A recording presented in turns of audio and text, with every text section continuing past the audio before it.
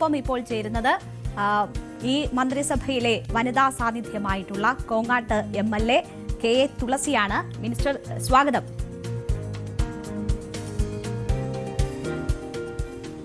Thank you. 24 മണിക്കൂർ സത്യപ്രതിജ്ഞ ചെയ്ത് കഴിയുന്നു. ഒരു മന്ത്രിയായുള്ള പകൽ കൂടി പിന്നിടുകയാണ്. എങ്ങനെയായിരുന്നു ആ അനുഭവം? മന്ത്രി എന്ന നിലയിൽ സ്വയം പരുവപ്പെട്ട് കഴിഞ്ഞോ?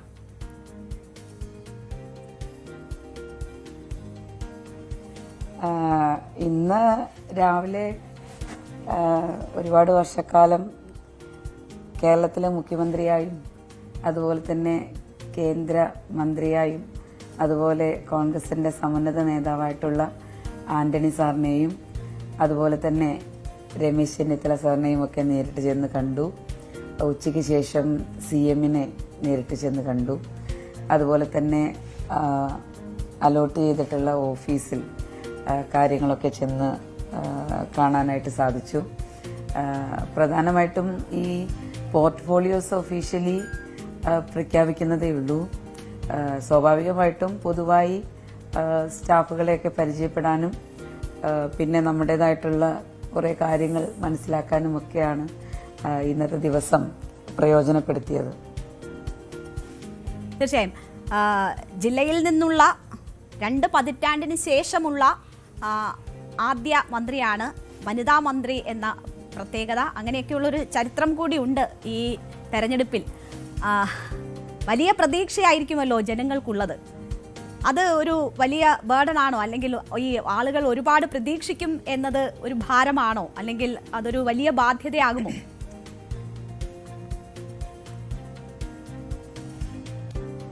ഇല്ല, അതൊരിക്കലും ബാധ്യത ആവില്ല. കാരണം ജനങ്ങൾ നമ്മളിൽ അർപ്പിക്കുന്ന വിശ്വാസവും പ്രതീക്ഷയും കാത്തു സൂക്ഷിക്കുക എന്നുള്ളതാണ് പൊതുരംഗത്ത് പ്രവർത്തിക്കുന്ന ഏതൊരു വ്യക്തിക്കും ചെയ്യാനുള്ളത്.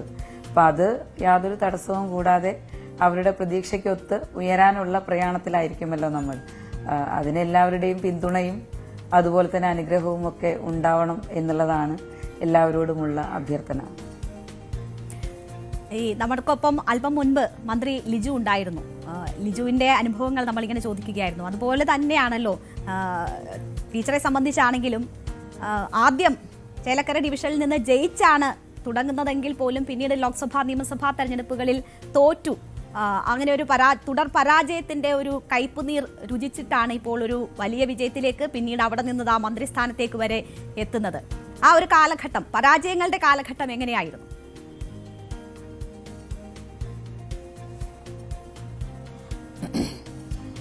2000-ലാണ് ഞാൻ തൃശൂർ ജില്ലാ പഞ്ചായത്തിലേക്ക് ചേലക്കര ഡിവിഷനിൽ നിന്നും മത്സരിച്ച് വിജയിച്ചത്.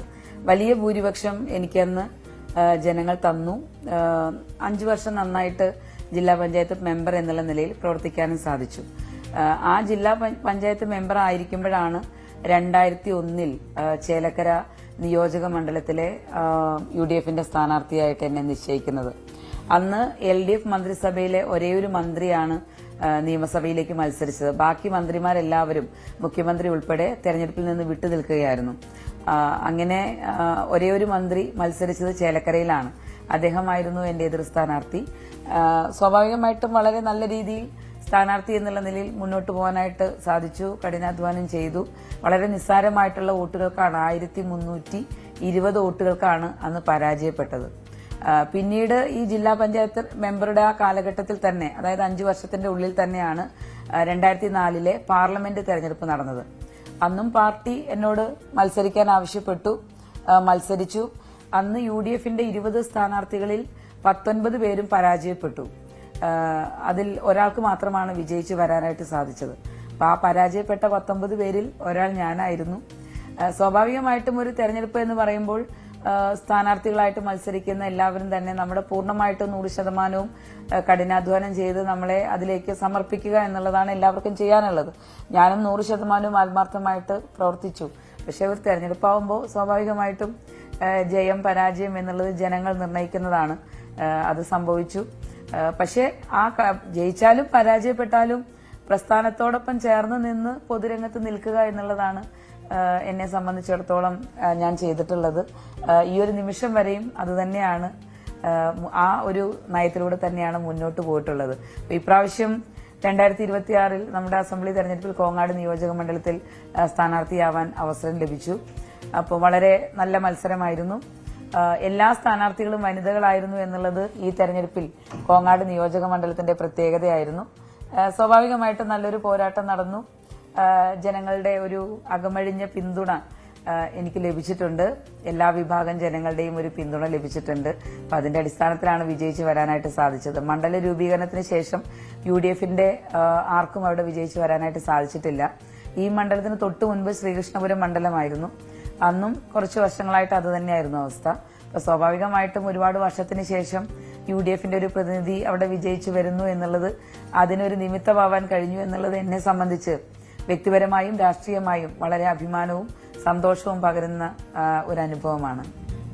തീർച്ചയായും ടീച്ചർ, ഇതിപ്പോ പാലക്കാടിനെ സംബന്ധിച്ച് നോക്കിയാൽ ഈ പിന്നാക്ക മേഖലകൾ അട്ടപ്പാടി, പറമ്പിക്കുളം ഒക്കെ ഉൾപ്പെടുന്നതാണ് പാലക്കാട് ജില്ല. അപ്പോൾ ജില്ലയിലെ നിന്നുള്ള മന്ത്രി, 2 മന്ത്രിമാരുണ്ട്, ഷംസുദ്ദീൻ ഉണ്ട്, എങ്കിൽ പോലും ജില്ലയിൽ നിന്നുള്ള മന്ത്രി എന്ന നിലയിൽ വലിയ ഉത്തരവാദിത്തമാണല്ലോ. അവിടെ വലിയ പ്രതീക്ഷയും ജനങ്ങളെ സംബന്ധിച്ചുണ്ട്. ആ പ്രത്യേക മേഖലകൾ സംബന്ധിച്ച് എന്താണ് പ്ലാൻ? എങ്ങനെ ആ വിഷയങ്ങളിൽ ഇടപെടണം എന്നതാണ് പ്രതീക്ഷിക്കുന്നത്?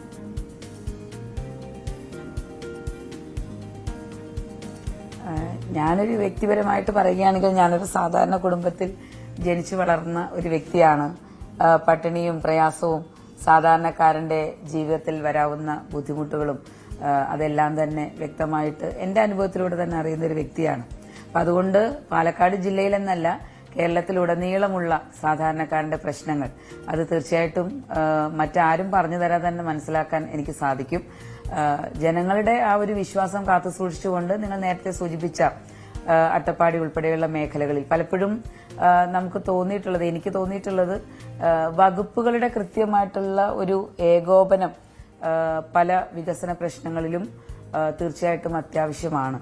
അപ്പോൾ എന്തൊക്കെയാണ് പോരായ്മകൾ എന്നുള്ളത് കൃത്യമായിട്ട് പഠിച്ച് അതിനെ പരിഹരിക്കുന്നതിന് വേണ്ടിയിട്ടുള്ള ആത്മാർത്ഥമായിട്ടുള്ള ശ്രമം നടത്തും. ഒരു വ്യക്തി ഒറ്റയ്ക്ക് വിചാരിച്ചാൽ തീർച്ചയായിട്ടും വലിയ മാറ്റങ്ങളിലൂടെ കൊണ്ടുപോകാനായിട്ട് സാധിക്കില്ല. എല്ലാവരുടെയും കൂട്ടായ്മയും പിന്തുണയും സഹകരണവും ഉറപ്പാക്കിക്കൊണ്ട് പ്രവർത്തിക്കണം എന്നുള്ളതാണ് എന്റെ മനസ്സിലുള്ളത്. തൃശൂർ ജില്ലയാണ് സ്വദേശം. അവിടെ നിന്ന് പാലക്കാടിന്റെ മരുമോളായി അവിടേക്ക് എത്തുന്നു. അതിനുശേഷം ഇപ്പോൾ പാലക്കാടിന്റെ മന്ത്രിയായി മാറിയിരിക്കുകയാണ്. ഈ മന്ത്രി സ്ഥാനമൊക്കെ വരുമ്പോൾ വലിയ സമൂഹ മാധ്യമങ്ങളിൽ വലിയ വിമർശനങ്ങളൊക്കെ ഉയരുന്നുണ്ട്. MP-യുടെ ഭാര്യ എന്ന നിലയിൽ അത് കാണുന്നുണ്ടോ, ശ്രദ്ധിക്കുന്നുണ്ടോ? അത് ഏതെങ്കിലും തരത്തിൽ അലോസരം ഉണ്ടാക്കുന്നുണ്ടോ, വിഷമം ഉണ്ടാക്കുന്നുണ്ടോ? എങ്ങനെയാണ് ആ വിമർശനങ്ങളെയൊക്കെ ചൂണ്ടിക്കാട്ടുന്നത്? ചിലർ പറയുന്നത് വലിയ പ്രിവിലേജ് ആണ്, മരുമോനെ എന്ന് പറഞ്ഞ് വിമർശിച്ചവരൊന്നും ഇത് കാണുന്നില്ല എന്ന് പറഞ്ഞാണ് ചിലർ പ്രതികരിക്കുന്നത്, ചിലർ അല്ലാതെയും പ്രതികരിക്കുന്നു. അപ്പോൾ 2 തരത്തിലും ഇത് സമൂഹ മാധ്യമങ്ങളിൽ വലിയ ചർച്ചയാണല്ലോ. എങ്ങനെ കാണുന്നു അതിനെയൊക്കെ?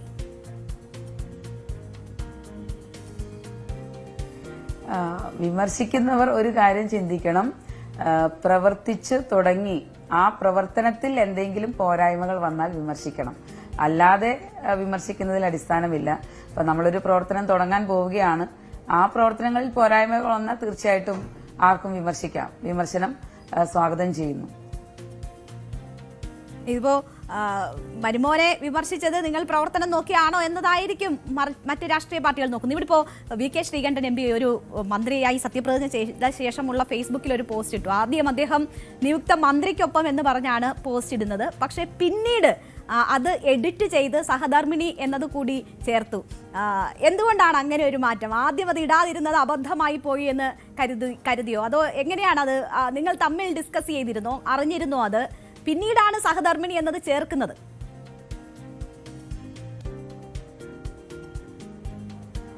ഇല്ല, ഞാൻ സാമൂഹ്യ മാധ്യമങ്ങൾ ശ്രദ്ധിക്കാനായിട്ട് ഇന്നലെയും ഇന്നും സാധിച്ചിട്ടില്ല. ഞാൻ തീർച്ചയായിട്ടും അദ്ദേഹത്തോട് ചോദിക്കാം, ഞാനത് കണ്ടിട്ടില്ല. കൂടുതൽ വാർത്തകൾക്ക് News 18 Keralam YouTube channel subscribe ചെയ്യുക.